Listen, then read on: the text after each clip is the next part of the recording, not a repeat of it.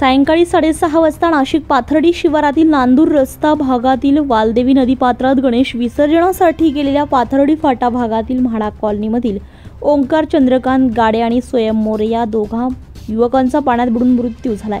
मित्रांसोबत हे दोघे गणेश विसर्जनासाठी गेले होते। नदीपात्रामध्ये असलेल्या मोठ्या खड्ड्यांचा अंदाज न आल्यामुळे यामध्ये दोघे जण पडले। ओंकार केटीएच्या महाविद्यालयामध्ये शिक्षण घेत होता, तर स्वयं संदीप फाउंडेशनमध्ये अभियांत्रिकीचे शिक्षण घेत होता। स्वयंचे वडील माजी सैनिक असून त्याला एक बहीण आहे, तर ओंकारचे वडील खासगी कंपनीमध्ये नोकरीला आहेत। अग्निशमन दलाचे प्रभारी केंद्रप्रमुख लीडिंग फायरमन प्रमोद लहांगे, मुकुंद सोनवणे, मयोद्दीन शेख, किरण हणवते, इंद्रजित पाटील, केशव सानप, वाहन चालक व्यवहारे, गणेश गायधनी आदींनी घटनास्थळी जाऊन 1 तासानंतर या दोघांचे मृतदेह बाहेर काढण्यात यश आले।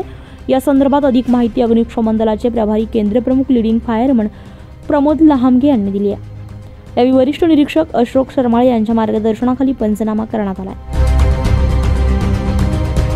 न्यूज पोलखोलसाठी नासिर पठाण, नाशिक।